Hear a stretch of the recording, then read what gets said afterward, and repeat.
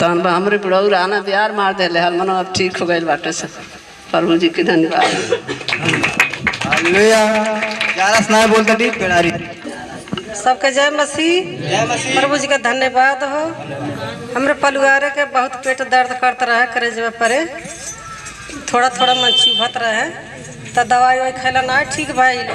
ओकरे बाद फिर गईला कहे जा कहली जा उठी करा ला एक सारा तब नहीं गईला कहे तनी देख ली तब जाबे तो ओकरे बाद गईला बिहान भैले तीसरे दिन दवाई ले अला 650 के उठी गैसे के तो मोर पियला है तो कुछ रात में 1-2 बजे पेट पिरात रहल। ओकरे बाद प्रार्थना कैली उठ के रो प्रार्थना कैली प्रभु जी से जय प्रभु जी पेट ठीक हो जाए हम गवाही देवे तब मानो पेट ठीक हो गए तब से मन पेट ना काल से जी फ्रेश।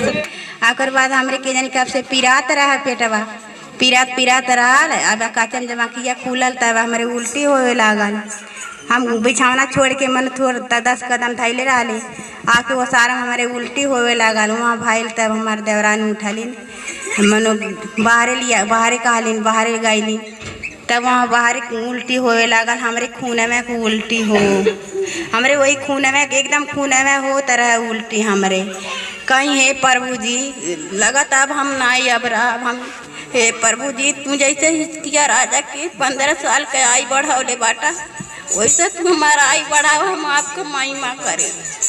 तब हमार जीजा प्रार्थना कैला गोरखपुर से हमार दीदी कुलमिस कैलिन दोनों जीजा कैला जहाँ जहाँ जे सुनलिस तहाँ कैलिस वही उड़ाती तब हमार रुकल खूने की उल्टी तब हम ठीक भैली। तब हम कहली अब हमार प्रभु जी जब हमें ठीक कैला ना हम आपका महिमा करब पिता अब हमें सहारा लगा कि हम चल सके तुम्हारी महिमा में तब हम आएली रहनी तवार बरगदवा जात रहनी नहीं भुला गई जात रही बरगदवा अपने लैकन उधैले बाटी दिन धैले बाटी सामान ले जात रही कोर गड्डी जाके टेम्पू उल्टी गई जहाँ तेलवा भरावे ना वही उल्टी गई टेम्पू 4 मेहरान के तारे रहली मनो हमार कुछ नहीं वे डोराने अम्मू रहली मन के दोनों मिलो मर जात रहल कन्या मनो प्रभु जी हमन के बचा देना नहीं कुछ भले तनी पर चोट बल लागल बा। हालेलुया। परमेश्वर का धन्यवाद हो पिता। प्रभु जी के धन्यवाद।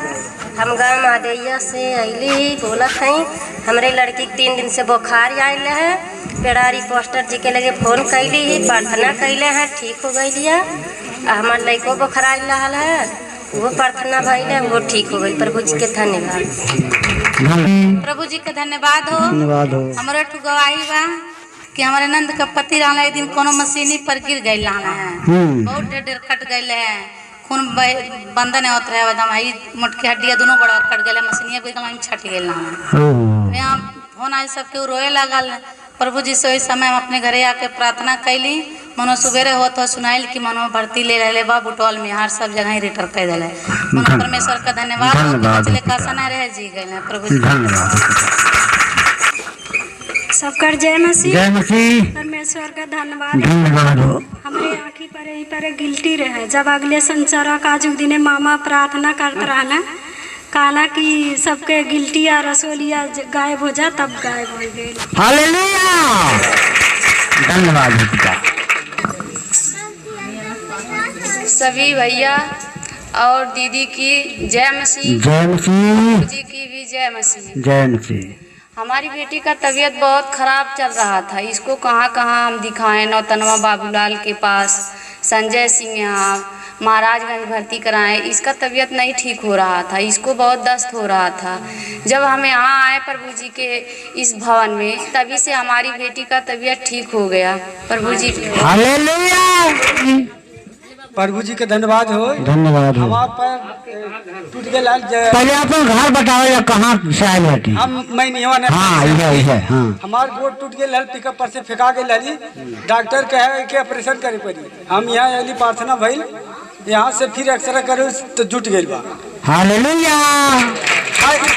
हमार और जनी हमारे घर के परिवार गए ना कुटी भाई होत रहा है रामा रामा की पानी बरसावल जाई। हाँ तो हमन गए भंडारा खैले हाँ। रात के नाती हमार बहुत तकलीफ हो गई, बहुत रोता सब हमसे आ कहना बहुत रोता ले चला भगवान की काली नहीं और मसीह वाला पानी तू लहू पियाओ। हम प्रार्थना कर तरिए में पटा दिए, हम प्रार्थना करी लहू पिया गए तुरंत।